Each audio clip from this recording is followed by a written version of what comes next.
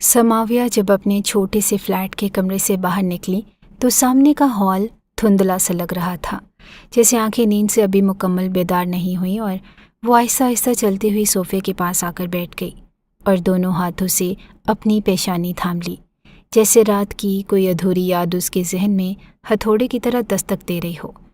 Kitchen से चाय की खुशबू आ रही थी और साथ ही हंडिया में अंडों के फ्राई होने की आवाज़ भी उभरती जा रही थी। महमूना, जो उसकी पुरानी दोस्त थी और पिछले 2 सालों से उसके साथ ही रहती थी, नाश्ता तैयार कर चुकी थी। उसने 2 प्लेटें मेज़ पर रखी, फिर चाय के 2 कप रखे और अपनी गर्दन मोड़कर कहा, आज की खबर सुनी तुमने? समाविया ने आंखें खोले बगैर जवाब दिया। मैं पहले कहाँ अखबार पढ़ती हूँ, मुझे खबरों से क्या लेना देना? समाविया की आवाज़ में अजीब सा खालीपन था, जैसे वो बोलने के लिए बोली हो, दिल से नहीं। महमूना ने उसकी जानिब देखकर धीरे से कहा, लेकिन तुम्हें आज की खबर ज़रूर पढ़नी चाहिए थी। जब तुम वो खबर पढ़ोगी तो तुम्हारे दिल को सुकून आ जाएगा। समाविया ने हैरत से सर उठाया। क्या मतलब? क्या है आज के अखबार में? महमूना ने बगैर कुछ कहे अखबार उसके हाथ में थमा दी और उंगली से पहली सुर्खी की जानिब इशारा किया। समाविया ने जैसे ही सुर्खी पढ़ी, उसकी आंखें फैल गई, दिल की धड़कन तेज़ हो गई। लिखा था कि मशहूर बिजनेसमैन हादी खान अपनी ज़िंदगी के आखिरी दिन गुजार रहे हैं, क्योंकि उनको एक जानलेवा बीमारी हो चुकी है। उस एक जुमले ने गोया समाविया को वक्त की पिछली गली में धकेल दिया, जहाँ 4 साल पुरानी यादें एकदम से जिंदा हो गईं। वो लम्हे जिनको वो दफन कर चुकी थी आज फिर से सांस लेने लगे थे। उसे याद आया कि जब वो कॉलेज में थी और हर कोई उसे कॉलेज की सबसे खूबसूरत लड़की कहता था। वो लंबे स्याहपाल, गंदमी रंगत और बड़ी बड़ी आंखों वाली लड़की थी, जो जब चलती तो सबकी नज़रें उस पर टिक जाती थी। लेकिन उसके दिल में एक खला था और एक कमी जो कोई भी नहीं समझता था। उसकी माँ बचपन में ही चली गई थी और कुछ किसी ने उसे मुकम्मल सच नहीं बताया कि वो कहाँ गई, कैसे गई और क्यों गई। सब यही कहते थे कि वो मर चुकी है और बस।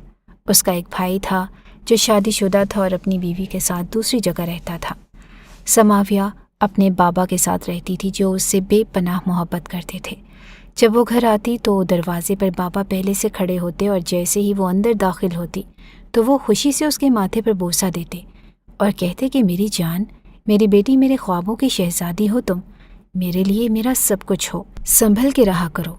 तुम्हें यूनिवर्सिटी में दाखिला तो लेकर दे दिया है, लेकिन जब तक वापस नहीं आती हो मैं परेशान रहता हूँ।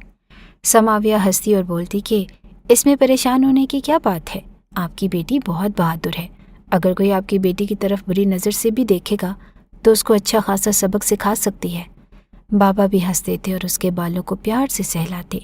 उन दिनों एक लड़का यूनिवर्सिटी में हर वक्त समाविया के आसपास मंडलाता रहता था। उसका नाम हादी शाह था और वह नहायत ही पुरकशिश जवान था और लंबा कद, सांवला चमकता चेहरा और हर वक्त महंगे लिबास में मलबूस रहता। उसकी गाड़ी देखकर लड़कियां चीखें मारती थी और उससे दोस्ती करने के ख्वाब देखती थी, लेकिन वो सिर्फ एक ही लड़के के पीछे था और वो थी समाविया।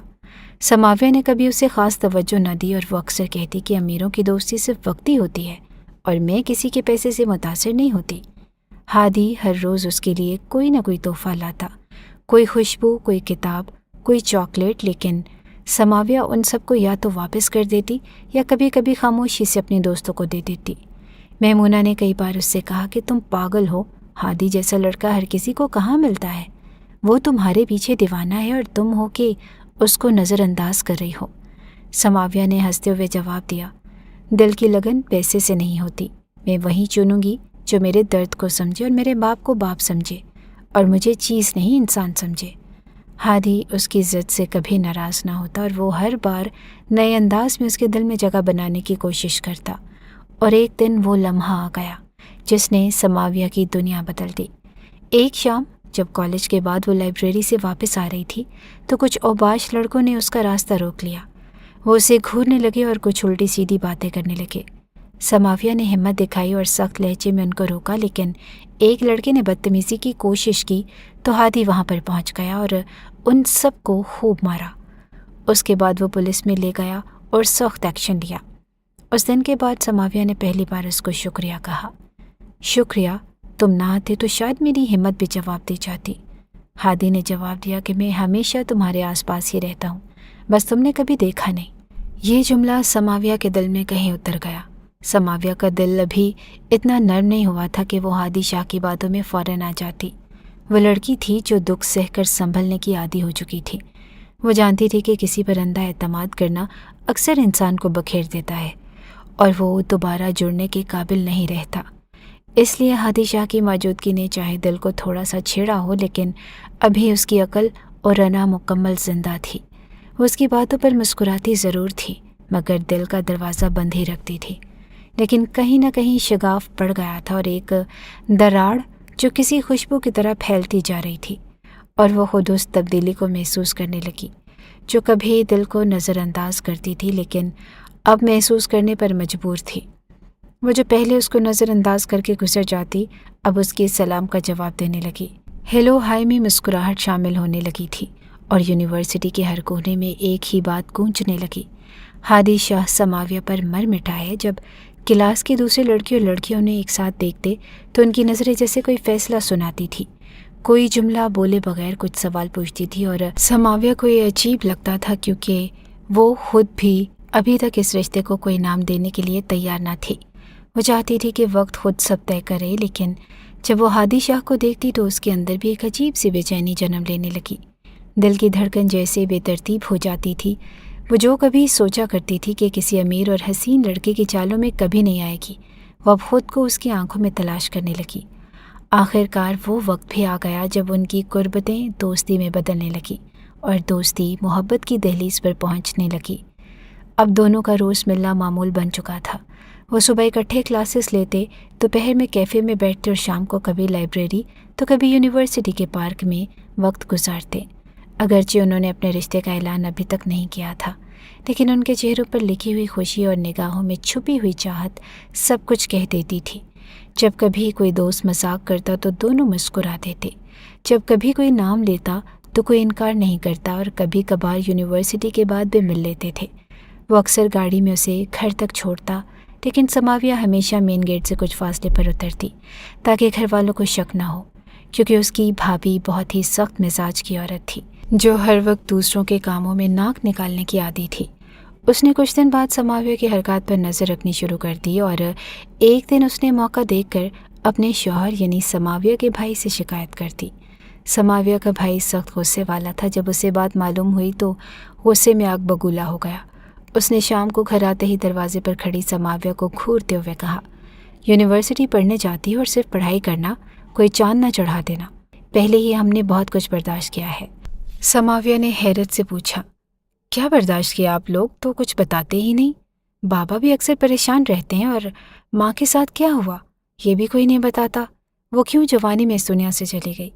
یہ سوال سماویہ کے دل میں برسوں سے چپتا آ رہا تھا، لیکن آج پہلی بار وہ اپنی زبان پر لے آئی تھی، اور وہ جاننا چاہتی تھی کہ آخر اس کی ماں کے ساتھ ایسا کیا ہوا تھا جسے سب چھپاتے آئے تھے۔ تب اس کے بھائی نے سر جھکا کر دھیرے سے کہا کہ تم اس وقت چھوٹی تھی اور ہمارے لیے بھی چھوٹا سا صدمہ تھا، اس لیے تو ہم نے تمہیں نہیں بتایا۔ مقصد صرف اتنا تھا کہ تم بے فکر رہو، اور ہم ہیں نا تمہاری حفاظت کرنے کے لیے۔ سماویہ نے دھیرے سے کہا، ان حفاظت کرنی کس سے ہے؟ مجھے تو بتا دیا کریں، میں چھوٹی نہیں رہی۔ اور اس کے بھائی نے کچھ نہ کہا اور سر جھکا کر چپ رہا، جیسے اس کے اندر بھی کوئی راز دفن ہو جسے وہ کبھی زبان پر نہ لا سکے۔ خیر، وقت گزرتا رہا اور سماویہ کی زندگی کچھ حد تک پرسکون ہو گئی تھی۔ ہادی شاہ اب روز اس کے لیے کوئی نہ کوئی تحفہ لے کر آتا، کبھی خوشبو، کبھی کتاب، کبھی نرم دوپٹے، کبھی چاندی کا کنگن، اور وہ سب چیزیں دل میں کہیں نہ کہیں جگہ بنانے لگی تھی۔ ہادی کے لیے سماویہ ایک خاص وجود بن چکی تھی، اور اس نے کبھی بھی اسے یہ محسوس نہیں ہونے دیا کہ وہ کسی عام طبقے سے تعلق رکھتی ہے۔ وہ اسے اپنی سر آنکھوں پر بٹھاتا تھا اور ہر موقع پر اس کا ہاتھ تھامے رکھتا تھا، اور اب تو بات شادی تک پہنچ چکی تھی۔ ایک دن جب وہ یونیورسٹی کے باغیچے میں بیٹھے ہوئے تھے تو ہادی نے کہا کہ سماویہ، میں تم سے نکاح کرنا چاہتا ہوں اور مزید تمہیں انتظار نہیں کروانا چاہتا۔ سماویہ نے دھیرے سے اس کی طرف دیکھا اور آنکھوں میں ایک سنجیدگی کے ساتھ کہا، ہماری شادی ہونا بہت مشکل ہے، میرا بھائی کبھی نہیں مانے گا۔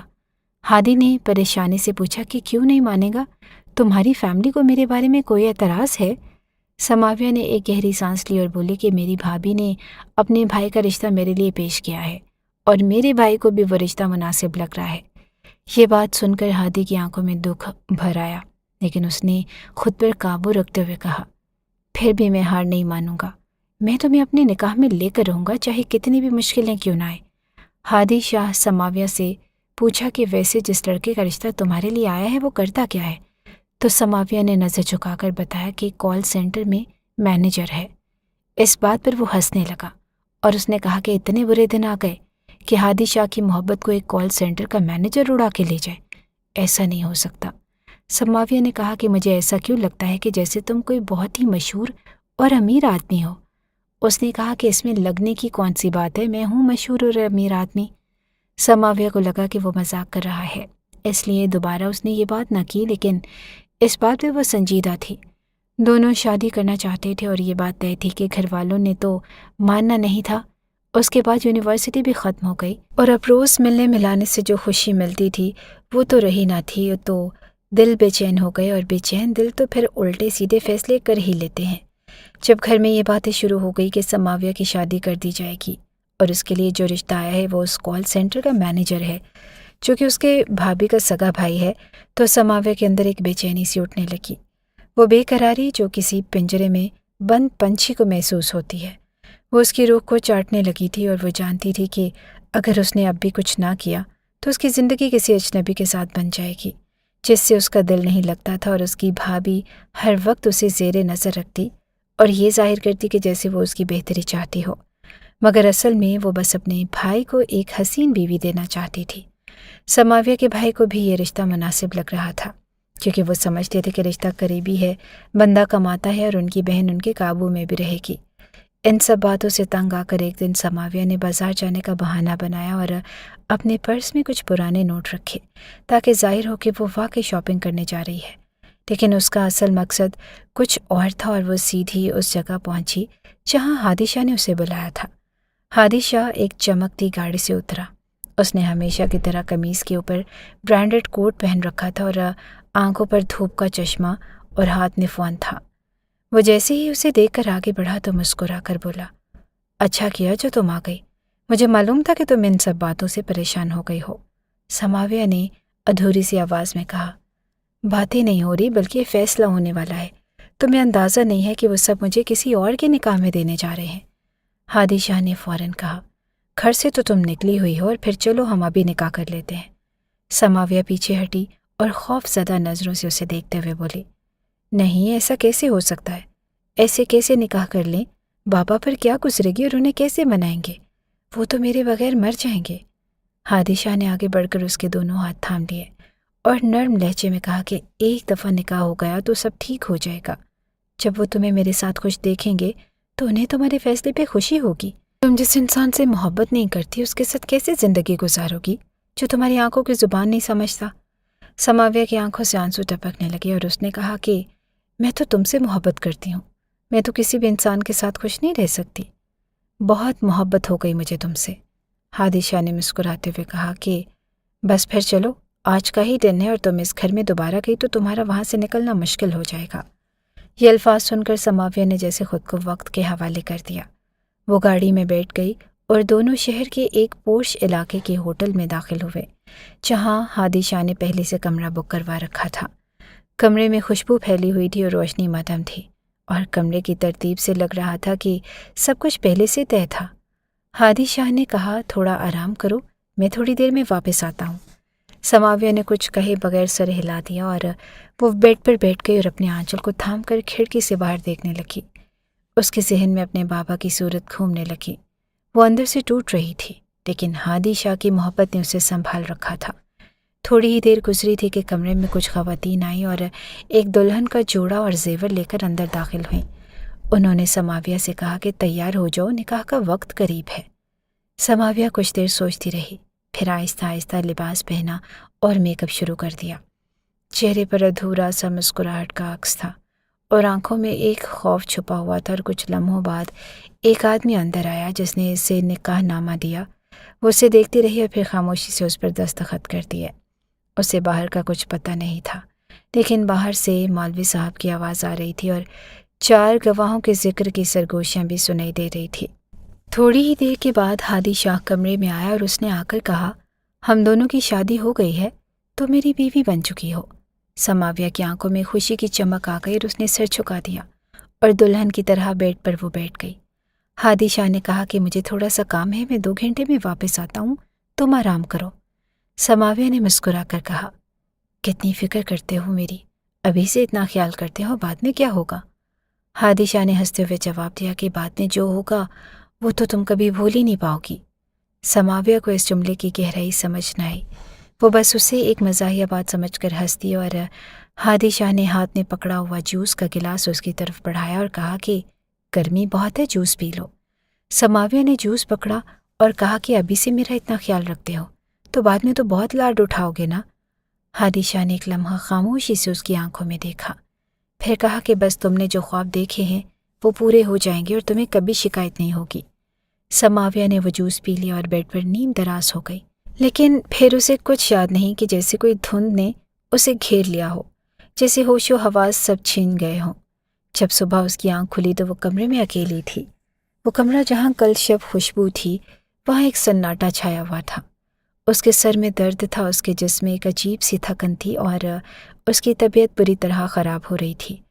उसने उठने की कोशिश की लेकिन जिस्म जवाब नहीं दे रहा था। उसके चेहरे पर खौफ आ गया था और वो आईने की तरफ देखने लगी और अपने हुलिये से उसे खुद ही अंदाज़ा होने लगा था कि उसके साथ कुछ ऐसा हुआ है जो नहीं होना चाहिए। लेकिन ऐसा कैसे हो सकता था? उन दोनों का तो निकाह हुआ था और ये कैसा खेल था? वो हक्का बक्का खड़ी थी जब अचानक उसकी नज़र बेड के पास पड़ी एक लिफाफे पर पड़ी। उसने कपकपाते हाथों से लिफाफा उठाया और उसे खोला और लिफाफे के अंदर एक ख़त रखा था और जैसे ही उसने उस ख़त को पढ़ना शुरू किया, समाविया के हाथ कांपने लगे थे और आंखों के सामने धुंध सी छा गई थी। वो ख़त अभी भी उसके हाथ में था और जैसे जैसे वो अल्फाज पढ़ती जा रही थी उसका जिस्म लरसता जा रहा था। हर जुमला उसके दिल में तीर की तरह पेवस्त हो रहा था और ख़त में साफ साफ लिखा था, मुझे कभी भी तुम्हारे साथ शादी नहीं करनी थी और हमारा निकाह हुआ भी नहीं। तुम अंदर दुल्हन बनी बैठी थी, जो निकाहनामा तुम्हारे पास आया वो नकली था, उस पर सिर्फ तुम्हारे ही दस्तखत थे। हम बाहर बैठे शराब पी रहे थे और तुम मेरी बीवी नहीं बनी। जो जूस का गिलास मैंने तुम्हें पिलाया उसमें नींद की दवा थी। मुझे जो करना था मैं कर चुका। मैंने ख़ानदानी दुश्मनी का बदला ले लिया। समाविया कदम घुटने लगा और उसने ख़त पढ़ना जारी रखा। आज से बहुत साल पहले जब तुम पैदा भी नहीं हुई थी तो मेरी पुप्पो ने तुम्हारे चाचू से मोहब्बत की थी और अपना घर बार छोड़कर वो उस आदमी के लिए चली गई। और उसने क्या किया? उसकी इज्जत ख़राब करके वापस भेज दिया। उसे ऐसे का बदला लेने के लिए हमने दुश्मनी निभाई और एक दिन तुम्हारे घर से निकलने वाली गाड़ी पे हमला किया जिसमें वो चाचू भी सवार था। वो तो इस दुनिया से चला गया लेकिन साथ तुम्हारी माँ भी इस दुनिया में न रही। उस वक्त शायद तुम 2 या 2.5 साल की थी और अभी हमारी दुश्मनी ख़त्म नहीं हुई थी। हमारी दुश्मनी तुम सबको ख़त्म करके ही ख़त्म होगी, क्योंकि हम भरोसा करने वालों में से थे और तुम लोगों ने हमारा भरोसा तोड़ा। जो मेरी पुप्पो के साथ हुआ वो तुम्हारे साथ किया मैंने, क्योंकि उसके गम में मेरे बाप ने भी इस दुनिया से रवानगी इख्तियार कर ली थी और उसके पीछे पीछे मेरी माँ भी बीमार होकर मर गई और मैं तुम लोगों की वजह से यतीम हुआ था। आज मैंने बदला ले लिया।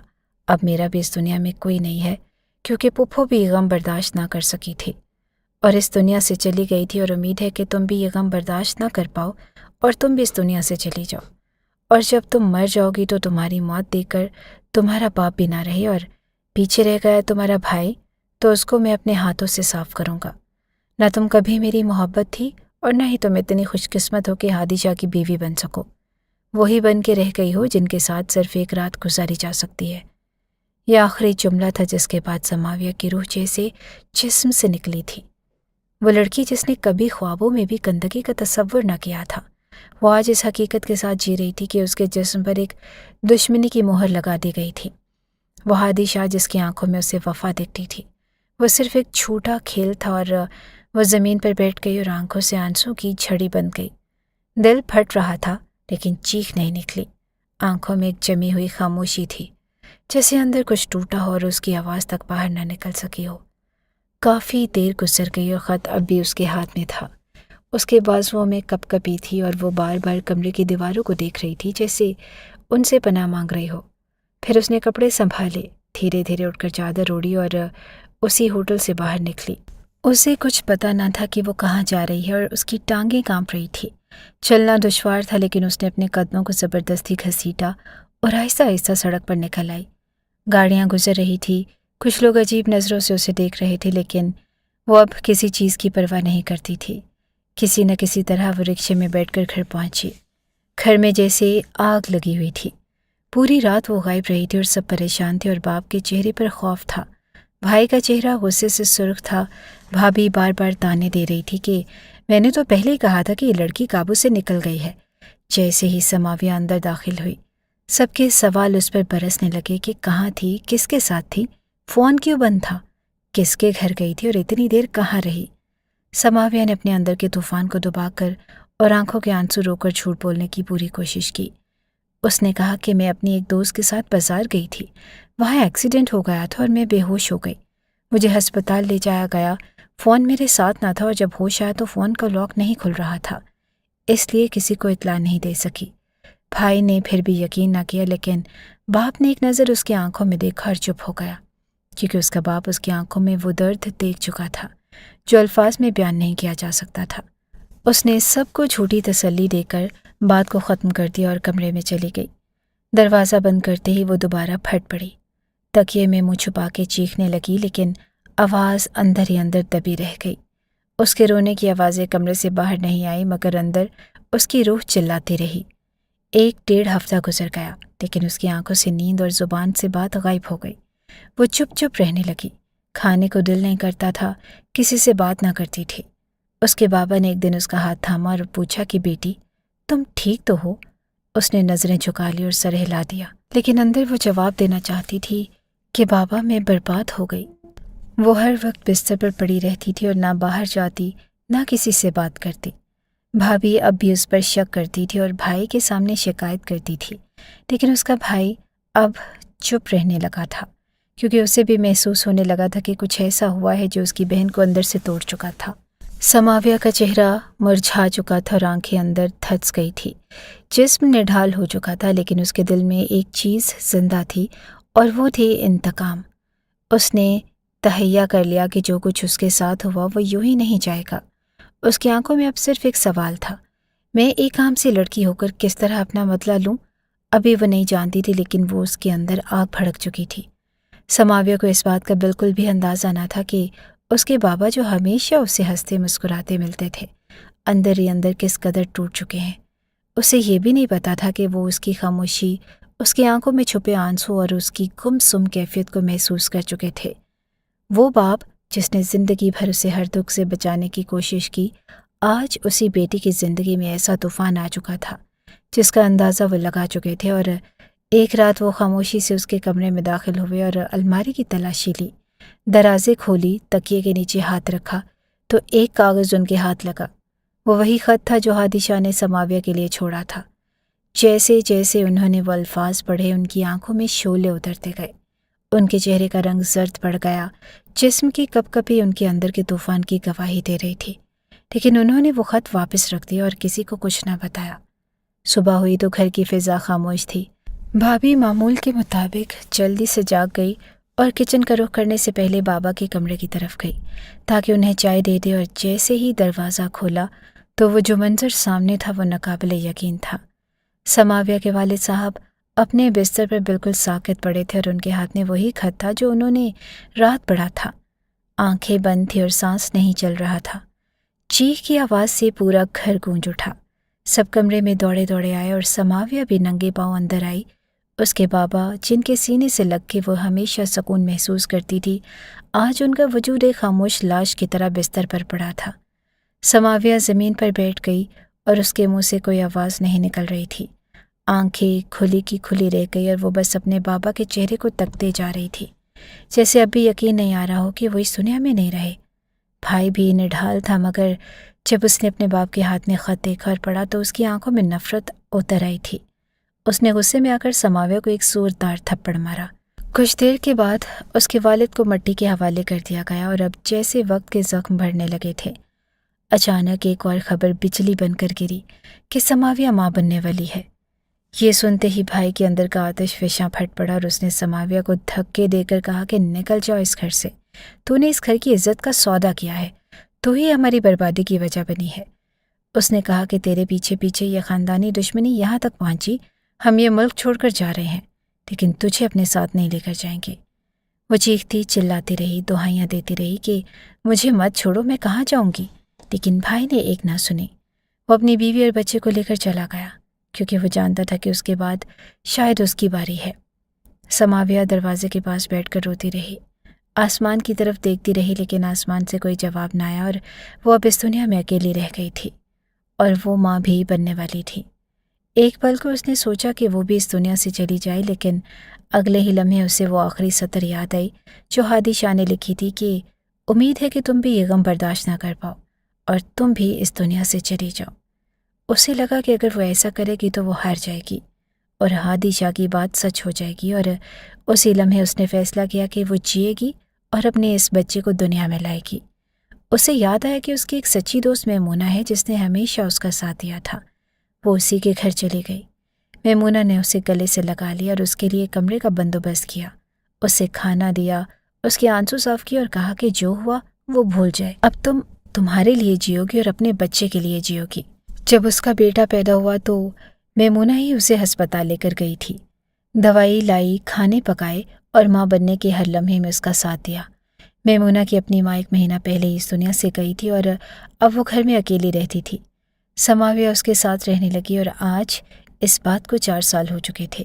سماویہ کے بیٹا محمد ارمان اب 3 سال کا ہو چکا تھا، بہت خوبصورت، بہت شرارتی اور بہت معصوم بچہ جو سماویہ کی دنیا بن چکا تھا۔ سماویہ کہتی تھی کہ جو کچھ بھی میرے ساتھ ہوا اس میں اس بچے کا کوئی قصور نہیں، اسی لیے اس نے اسے جنم دیا اور اسے پال رہی تھی، اسے سکھا رہی تھی اور ہر وہ خوشی دے رہی تھی جو ایک ماں اپنے بچے کو دے سکتی ہے۔ ہادی شاہ کو آج تک اس بات کا علم نہیں تھا کہ وہ ایک بچے کا باپ بن چکا ہے۔ سماویہ کی زندگی اب صرف ایک ہی دائرے میں گھومتی تھی، اور صبح کی اذان کے بعد اٹھنا، چھوٹے سے کمرے کے کونے میں پرانی مشین پر کپڑے پریس کرنا، پھر چند سادہ کپڑوں میں ملبوس ہو کر ہاتھ میں بوسیدہ بیگ لینا اور محلے کے سرکاری اسکول کی جانب پیدل چل پڑنا۔ اس کے قدم سست ضرور تھے مگر ٹھہرے ہوئے تھے، کیونکہ اسے پتا تھا کہ اس سفر کا انجام کہیں اور نہیں، صرف کلاس کے خستہ حال کمرے میں ہے، جہاں کرسی سے چمڑا اکھڑ چکا ہے اور سبز تختے پر پرانا چاک دھول بن کر اڑتا ہے۔ وہ وہاں بچوں کو حروف جوڑنا سکھاتی تھی مگر خود الفاظ کو جوڑنے سے کتراتی تھی، کیونکہ اس کے اندر کے سارے جملے ٹوٹ گئے تھے۔ وہ بس تختے پر لکھتی رہتی تھی کہ الف ب ت، اور ساتھ ساتھ اپنے ارمانوں کی لاش کو اندر کہیں دفن رکھتی تھی۔ تنخواہ ملتی تو سیدھی بازار سے دودھ، راشن اور چند گولیاں خرید لیتی تھی۔ خود کے لیے 2 کپڑے بھی نہیں مگر بیٹے کے لیے کبھی کبھی ایک نیا کھلونا ضرور لے آتی، کیونکہ یہ 3 سال کا فرشتہ ہی اس کی سانسوں کا رشتہ تھا۔ میمونہ اس کے لیے سایہ دار درخت بن چکی تھی، وہی اس کی سہیلی تھی اور وہی بہن تھی اور وہی ماں جیسا خیال بھی رکھتی تھی۔ جب اسکول سے لوٹتی تو میمونہ کھانا تیار کر چکی ہوتی، شوربے میں ابلے ہوئے چاول یا آلو کی ہلکی ترکاری، اور ساتھ گھر کے صحن میں آگے چند پودوں کی ہری مرچوں سے ذائقہ بنا لیتی۔ کوئی شکایت نہیں، کوئی تانا نہیں، بس محبت ہی محبت۔ اس دن بھی یہی معمول تھا، مگر جیسے ہی دونوں نے کھانا کھایا اور ارمان کو سلایا تو دروازے کے نیچے سے پھسلتا ہوا اخبار آیا۔ میمونہ نے اخبار اٹھایا اور پہلی ہی سرخی پڑھ کر بے ساختہ بول اٹھی، کتے کی موت مرے گا وہ۔ سماویہ نے چونک کر پوچھا، کس کی بات کر رہی ہو؟ میمونہ نے اخبار اس کے سامنے رکھ دیا، دیکھ خود ہی پڑھ لے۔ سماویہ نے دھڑکتے دل سے حروف پہ نظریں دوڑائی اور وہی نام سامنے آ گیا جس نے اس کی روح کو زخموں سے چور کیا تھا۔ خبر کچھ یوں تھی کہ ہادی شاہ، جو اب شہر کا ایک بڑا بزنس مین بن چکا ہے، ایک جان لیوا بیماری میں مبتلا ہے۔ ڈاکٹر کہتے ہیں کہ اگر اس کے بدن میں کسی خونی رشتے کا بون میرو منتقل نہ کیا گیا تو وہ 1 یا 1.5 برس میں مر جائے گا۔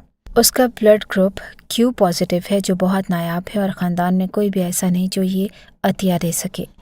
میمونہ نے کہا لگایا، خود کہتا تھا نا کہ اس کا کوئی نہیں، اب دیکھے گا اکیلے ہونے کا درد۔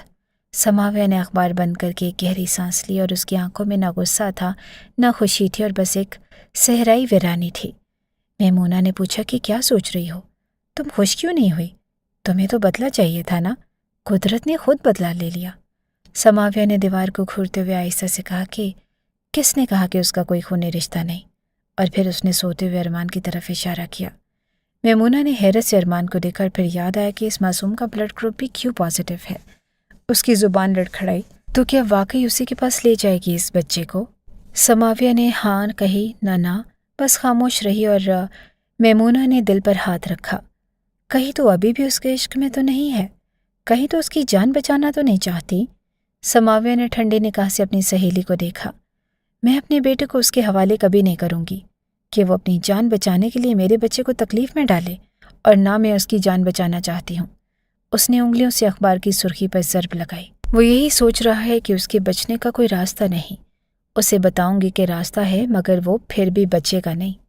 میمونہ نے بیزاری سے ہاتھ جھٹکا۔ چھوڑ اسے، مرنے دے۔ سماویہ کی آواز میں آہنی سردی اتر آئی۔ نہیں، یہ تو قدرتی موت ہوگی۔ مجھے اپنا بدلہ خود لینا ہے اور میں اس تک جاؤں گی۔ اس کو زندہ رہنے کی امید دے کر پھر سے تڑپا کر ماروں گی۔ اس نے ارمان کے ماتھے کو چوما۔ میں ملنے جاؤں گی ہادی شاہ سے، اور ضرور ملنے جاؤں گی۔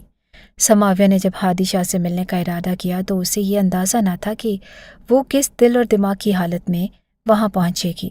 نہ اس نے خود کو آئینے میں دیکھا، نہ کپڑوں کی پرواہ کی، بس پرانے سے دوپٹے کو سنبھالا اور بیٹے کو میمونہ کے حوالے کر کے نکل پڑی۔ پتہ اسے ایک پرانے کالج کے دوست کے ذریعے ملا تھا، جس نے کبھی ہادی شاہ کے لیے کام کیا تھا، اور اب وہ بھی حیران تھا کہ سماویہ اتنے سال بعد کیوں اس پتے کے پیچھے بھاگ رہی ہے۔ مگر سماویہ نے کچھ نہ بتایا اور صرف یہ کہا کہ ایک ادھورا حصہ باقی ہے، اسے مکمل کرنے جا رہی ہوں۔ اور جب وہ محل نما بنگلے کے سامنے پہنچی تو جیسے خود بھی اپنے فیصلے پر لرز گئی۔ دروازے پر سیکیورٹی گارڈ کھڑا تھا جو ایک مخصوص انداز سے اسے دیکھ رہا تھا، جیسے یہ معمول کی بات نہ ہو۔ وہ بولا کہ کس سے ملنا ہے؟ صاحب کسی سے نہیں ملتے اور ان کی طبیعت بہت خراب ہے۔ سماویہ نے اسے سیدھا دیکھا اور کہا کہ جا کے صرف اتنا کہہ دو کہ ایک مہمان آئی ہے، اگر وہ نہ بلائیں تو میں واپس چلی جاؤں گی۔ گارڈ نے ششو پنج میں جا کے اندر اطلاع دی۔ 5 منٹ کے بعد وہ واپس آیا اور بغیر کسی اور بات کے بس اتنا بولا کہ آپ اندر آ جائیے۔ وہ حیران ہوئی کہ اسے واقعی بلایا گیا ہے۔ ایک ملازم اسے اندر لے گیا، جس نے راستے میں ہر چیز کو بڑے فخر سے ایسے دکھایا جیسے وہ کسی عجائب گھر میں ہو، اور اس نے ایک صوفے کی طرف اشارہ کر کے کہا کہ یہاں بیٹھے صاحب آتے ہی ہوں گے۔ سامان اور لوازمات بھی رکھ دیے گئے، مگر سماویہ نے ان کی طرف دیکھا تک نہیں۔ وہ ایک کونے میں کھڑی رہی جیسے وہ ان تمام نعمتوں کے بیچ بھی خود کو بھوکا محسوس کر رہی ہو۔ اتنے میں اسے کسی کے قدموں کی چاپ سنائی دی، اور جب اس نے پلٹ کر دیکھا تو 4 سال بعد ہادی شاہ سامنے کھڑا تھا۔ وہ انسان جو کبھی یونیورسٹی میں قدم رکھتا تھا تو زمین بھی سانس روکتی تھی، وہ آج بالکل ماند پڑا ہوا تھا۔ آنکھوں کے نیچے گہرے سائے، چہرے پر ہوائیں، اور ایک بیمار، کمزور اور شکست خوردہ انسان سامنے کھڑا تھا جو وہ کسی زمانے میں زندگی کی علامت تھا، آج موت کے دروازے پر کھڑا لگ رہا تھا۔ اس نے سماویہ کو دیکھا اور تھکے ہوئے لہجے میں بولا کہ جب بتایا گیا کہ تم آئی ہو تو یقین نہیں ہوا کہ تم یہاں کیوں آئی ہو۔ اس کی آواز میں وہ تکبر نہ تھا جو کبھی اس کی شناخت تھی، بلکہ وہ شرافت اور جھکاؤ تھا جو صرف شکست کے بعد انسان میں آتا ہے۔ سماویہ نے اپنی آواز کو مضبوط رکھتے ہوئے کہا کہ بات کرنی ہے، بیٹھ کے بات کر سکتے ہیں۔ اس نے سر ہلایا اور صوفے کی طرف اشارہ کیا، جیسے وہ خود بھی اس بات پر حیران ہو کہ وہ کتنا بدل چکا ہے۔ وہ بولا کہ کچھ کھایا نہیں، کچھ پیو گی؟ جوس لے کر آؤں کیا؟ سماویہ نے ایک ہنسی چھوڑی، ایسی ہنسی جو زخم دکھا جائے۔ اس نے کہا کہ جوس تو 4 سال پہلے بھی پیا تھا، اس کا خمیازہ آج تک بھگت رہی ہوں اور دوبارہ نہیں پی سکتی۔ ہادی شاہ نے نظریں جھکا لی اور آہستہ سے کہا کہ معاف کر دو مجھے، اخبار میں پڑھا ہوگا کہ میں مرنے والا ہوں، مرنے والوں کے گناہ معاف کر دیے جاتے ہیں۔ سماویہ نے کہا کہ اگر مرنے والوں کے گناہ معاف کر دیے جاتے ہیں تو تم نے کیوں بدلا لیا؟ تمہاری پھوپھا بھی تو مر چکی تھی، میرا چاچو بھی مر گیا تھا، اور میری ماں جس کا کوئی کردار ہی نہ تھا وہ بھی مر گئی تھی، اور پھر تم نے ان مردہ لوگوں کے گناہوں کو معاف کیوں نہیں کیا؟ کیوں ان کے کیے کا بدلہ میں نے چکایا؟ ہادی شاہ نے کہا کہ میرے پاس کوئی جواب نہیں، میں بس معافی مانگ سکتا ہوں اور امید کرتا ہوں کہ تم بھی مجھے معاف کرنے آئی ہو، ورنہ اتنے سالوں بعد کیوں آئی ہو؟ سماویہ نے کہا کہ معاف کرنے نہیں آئی، دیکھنے آئی ہوں کہ تمہاری حالت کیا ہے اور تمہارے اندر کی ساری آگ ٹھنڈی ہو گئی یا ابھی بھی سلگ رہی ہے۔ معاف تو میں تمہیں کبھی نہیں کروں گی، بلکہ تمہارے پچھتاووں میں 2 اور پچھتاووں کا اضافہ کرنے آئی ہوں۔ ہادی شاہ نے حیرانی سے پوچھا کہ مطلب کیا ہے اس بات کا؟ سماویہ نے کہا کہ پہلا یہ کہ جان لو کہ میں نے تم سے سچی محبت کی تھی، اتنی کہ وہ سب ہونے کے باوجود بھی اگر تم میرے پاس آتے معافی مانگتی تو شاید تمہیں معاف بھی کر دیتی، مگر جب میرے بابا اس دنیا سے چلے گئے تو معافی کا دروازہ بند ہو گیا تھا۔ ہادی شاہ خاموش رہا اور اس کے پاس الفاظ ہی نہ بچے تھے۔ سماویہ نے کہا کہ دوسری بات وہ یہ کہ تمہیں لگتا ہے کہ تم مر رہے ہو کیونکہ تمہارا کوئی نہیں، مگر تمہارا ایک رشتہ ہے، ایک خونی رشتہ جو تمہیں زندگی دے سکتا ہے۔ ہادی شاہ نے چونک کر پوچھا کہ کیا مطلب سماویہ؟ سماویہ نے موبائل نکالا اور ایک تصویر دکھائی۔ وہ تصویر تھی جس میں وہ ہسپتال کے بستر پر ماں بنی ہوئی تھی اور اس کی گود میں ایک معصوم بچہ تھا، اور ہادی شاہ کی آنکھیں پھٹ گئی اور آنسو رک نہ پائے۔ وہ بولا کہ یہ میرا بیٹا ہے۔ سماویہ نے کہا کہ ہاں، تمہارا بیٹا محمد ارمان 3.5 سال کا ہے، اور وہی ہے جو تمہاری جان بچا سکتا ہے۔ ہادی شاہ اٹھا اور اس کی طرف لپکا، مگر سماویہ نے ہاتھ کے اشارے سے روک دیا۔ وہ بھی کھڑی ہو گئی اور کہا کہ میں تمہیں زندگی دینے نہیں آئی، بس بتانے آئی ہوں کہ تم بچ سکتے ہو، مگر بچو گے نہیں۔ تمہیں وہ بچا سکتا ہے لیکن وہ تم تک کبھی نہیں پہنچے گا۔ ہادی شاہ بولا کہ مجھے ملنے دو، صرف ایک بار اسے گلے لگنے دو، میں مر رہا ہوں، تمہیں اللہ کا واسطہ ہے۔ سماویہ نے کہا کہ میں تم پر اعتماد کیسے کر سکتی ہوں؟ تم تو وہ شخص ہو جس نے میرے اعتماد کو کچلا تھا۔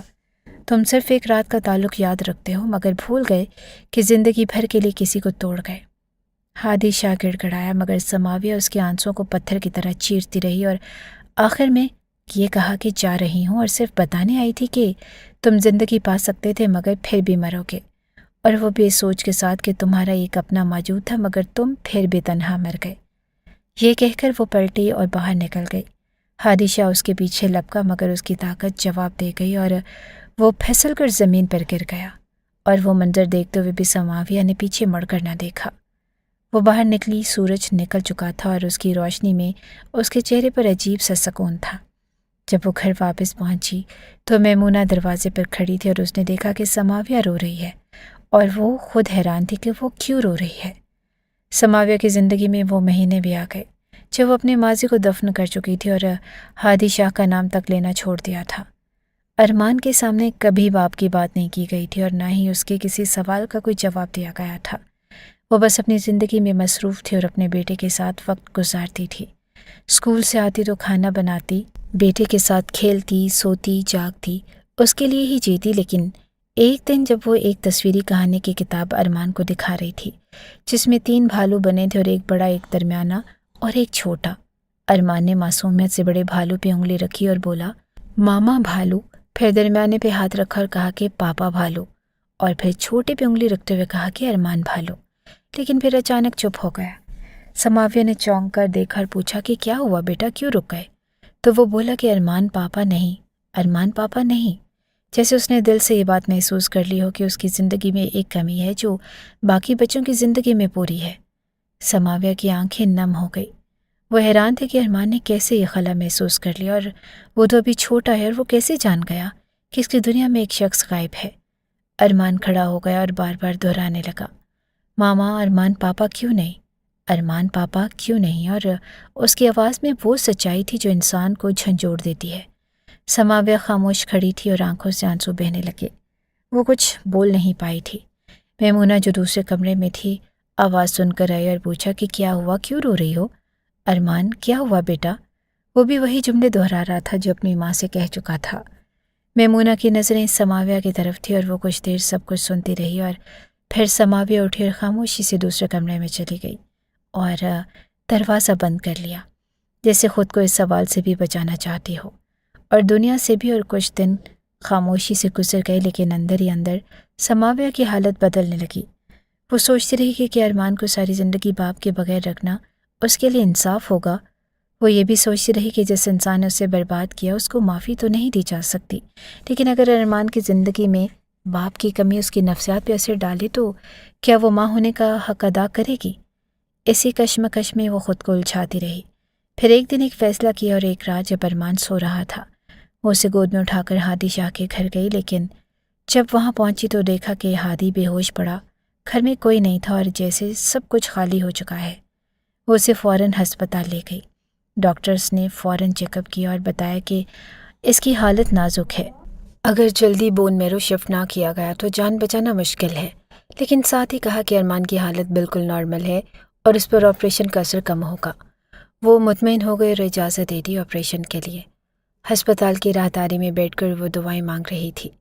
ایک طرف اس کا بیٹا آپریشن تھیٹر میں تھا، دوسری طرف وہ شخص جو اس کی زندگی کا سب سے بڑا دکھ بن گیا تھا۔ وہ بھی زندگی اور موت کے بیچ لٹک رہا تھا اور میمونہ اس کے ساتھ تھی۔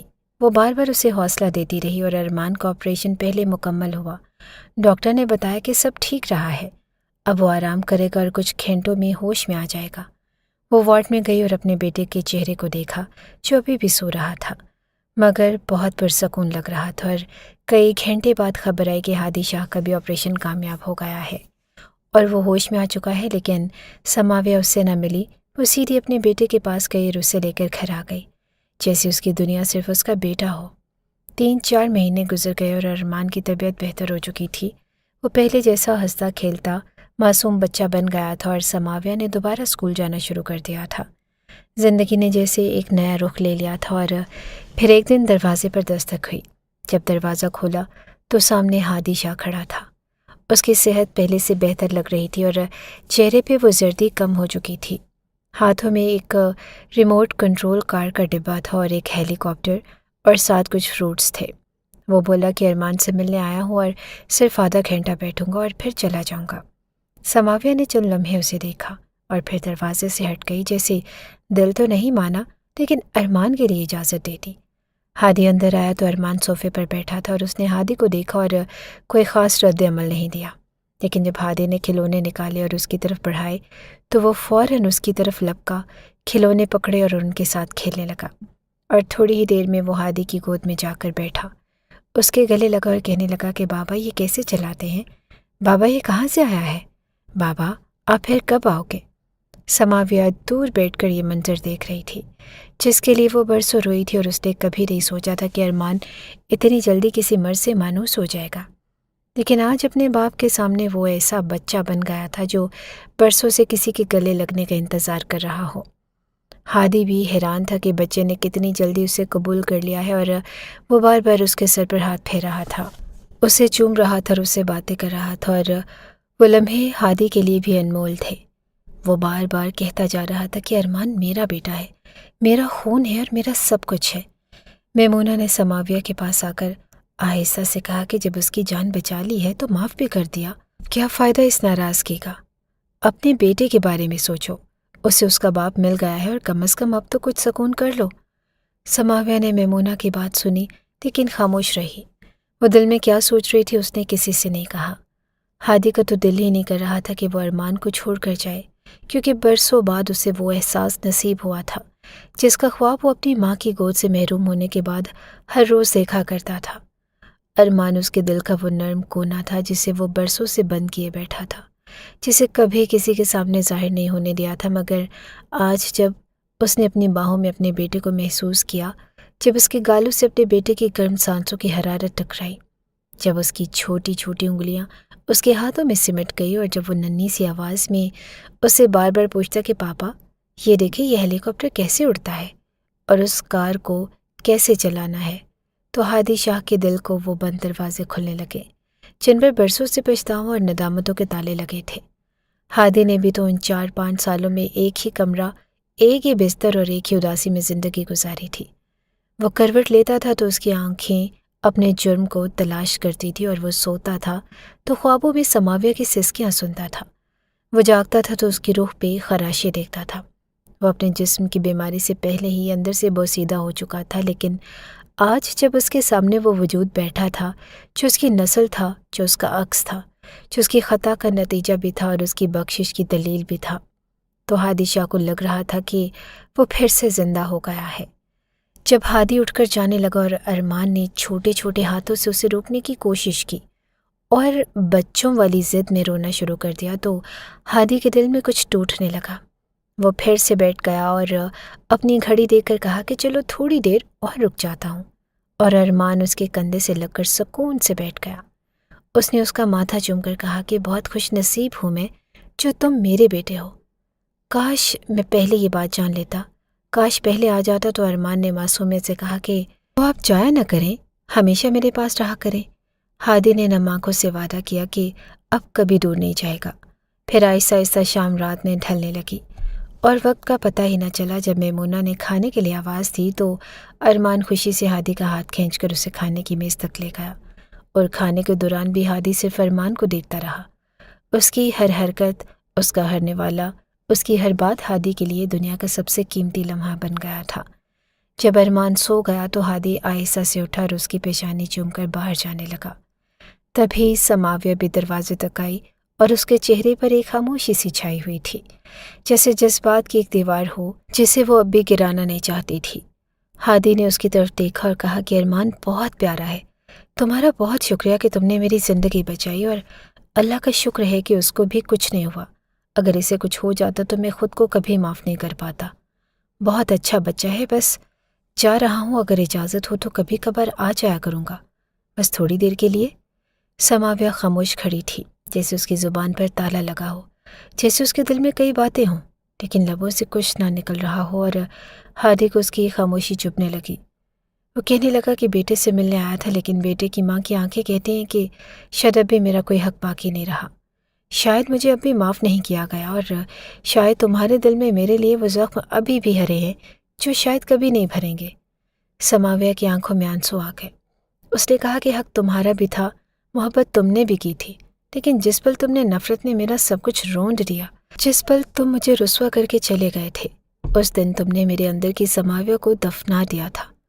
میں اکیلی لڑتی رہی، ہر دن ہر رات، خود سے، سماج سے اور تقدیر سے، اور اس سب میں سب سے بڑی جنگ میں نے خود سے لڑی ہے۔ تم تو چلے گئے تھے لیکن میں ہر لمحہ مرتی رہی تھی، تمہاری یاد کے ساتھ، تمہارے چھوڑے گئے داغ کے ساتھ، اور اپنے بابا کی قبر کے ساتھ۔ اتنا کہنے کے بعد وہ رو پڑی، اور اس بار برسوں بعد وہ اس طرح روئی جیسے کسی نے اس کے اندر کے سارے زخم کھول دیے ہوں۔ ہادی نے آہستہ سے قدم بڑھائے اور بنا کچھ کہے اسے اپنے گلے سے لگا لیا۔ اس بار نہ کوئی اجازت مانگی، نہ کوئی وضاحت دی، اور صرف ایک خاموش معافی تھی، ایک ٹوٹے ہوئے رشتے کو جوڑنے کی صحیح تھی۔ اور سماویہ اس کی باہوں میں ایسے سمٹ گئی جیسے اس پل کے لیے وہ برسوں سے جیتی آئی ہو۔ وہ کہنے لگی کہ میرے بابا، وہ بے آواز چیخ رہی تھی، اور ہادی اس کی پشت پر ہاتھ پھیر کر بس اتنا کہہ رہا تھا کہ معاف کر دو مجھے اور بھول جاؤ سب کچھ، ہم دوبارہ سے ایک نیا آغاز کرتے ہیں۔ ہادی نے اس کے ہاتھوں پہ بوسہ دیا اور اس کی پیشانی پہ لب رکھے اور اسے اپنی باہوں میں سمیٹ لیا، اور کہنے لگا کہ اب کبھی مجھ سے دور جانے کی بات نہ کرنا۔ وہ کہنے لگی کہ میں گئی تھی چھوڑ کے، یا تم گئے تھے، اور ہلکے سے اس کے سینے پر ہاتھ مارا، اور آنکھوں میں وہی چمک لوٹ آئی جو کبھی یونیورسٹی میں نظر آیا کرتی تھی۔ اگلے ہی دن ہادی نے بارات کا بندوبست کیا اور بڑے دھوم دھام سے نکاح ہوا۔ میمونہ ہی اس کو تیار کر رہی تھی، اور وہ اتنی خوش تھی کہ جیسے اپنی سگی بہن کی شادی کر رہی ہو۔ سماویہ بھی آج بہت خوش تھی، کیونکہ آج سب کے سامنے وہ اس گھر کی عزت سے بیوی بننے جا رہی تھی جس نے اسے رسوا کیا تھا، مگر آج وہی عزت سے اس کی دلہن بن کر جا رہی تھی۔ ارمان بھی بے حد خوش تھا، وہ بار بار کہہ رہا تھا کہ میں بھی دلہا ہوں، اور وہ واقعی چھوٹے دلہے کی طرح سوٹ بوٹ میں تیار ہوا تھا۔ نکاح کے بعد جب رخصتی کا وقت آیا تو ہادی نے ایک ہاتھ سے سماویہ کو تھاما اور دوسرے ہاتھ سے ارمان کو گود میں اٹھایا، اور یوں ہی رخصتی ہوئی جیسے تقدیر نے ایک نئے سفر کا آغاز کر دیا ہو۔ 2 ہفتے کے بعد وہ سب میمونہ سے ملنے آئے اور اسے کہا کہ تم بھی ہمارے ساتھ چلو، اب تم اکیلی نہیں ہو اور تم ہمارے ساتھ رہو گی، تم نے سماویہ کا بہت ساتھ دیا ہے، اب ہم تمہارا ساتھ دیں گے۔ اور میمونہ بھی خوشی خوشی ان کے ساتھ چل رہی۔ یوں تینوں ایک نئی زندگی میں داخل ہو گئے، جہاں نہ کوئی بدلہ تھا، نہ کوئی نفرت تھی اور نہ کوئی پچھتاوا تھا۔ وہاں صرف محبت تھی اور امن تھا اور سکون تھا، اور ایک ایسا رشتہ تھا جو آزمائشوں کے بعد قائم ہوا تھا اور اب کبھی بھی نہیں ٹوٹنے والا تھا۔ جہاں محبت ہوتی ہے وہاں بدلہ نہیں ہوتا، کیونکہ محبت بدلے سے بلند ہوتی ہے، اور وہاں نفرت نہیں ہوتی، کیونکہ نفرت کا گزر ہی نہیں ہوتا۔ وہاں پر انا دم توڑ دیتی ہے، وہاں ضد پگھل جاتی ہے، کیونکہ محبت ایک ایسا جذبہ ہے جو ہر زخم پر مرہم رکھ دیتا ہے۔ محبت خاموشی سے قربانی دینا سکھاتی ہے، دل کی بات کو لفظوں میں ڈھالنے کی بجائے نگاہوں سے سمجھا دیتی ہے۔ محبت میں انتقام کا تصور نہیں ہوتا، کیونکہ جو شخص دل میں بستا ہے اس سے بدلہ نہیں لیا جاتا۔ محبت میں حساب کتاب نہیں ہوتا، اور محبت دینے کا نام ہے، لین دین کا نہیں۔ محبت خود کو مٹا دینے کا ہنر سکھاتی ہے۔ محبت وہ دیوار ہے جو نفرت اور بدلے کے درمیان کھڑی ہو جائے تو دونوں اپنی حیثیت کھو دیتے ہیں۔ محبت جی جائے تو ہر زخم ہرا ہونے کے باوجود بھی درد نہیں دیتا۔ محبت کی گہرائی کو وہی سمجھ سکتا ہے جس نے دل سے چاہا ہو، کیونکہ محبت کو ثابت کرنے کے لیے لفظوں کی نہیں، احساس کی ضرورت ہوتی ہے۔ اور جو محبت کو سمجھ جاتا ہے وہ پھر کسی کو تکلیف نہیں دیتا، کیونکہ محبت سے بڑھ کر کوئی جذبہ نہیں ہوتا۔ دنیا کے ہر رشتے کا حسن تبھی تک قائم ہے جب تک محبت باقی ہے۔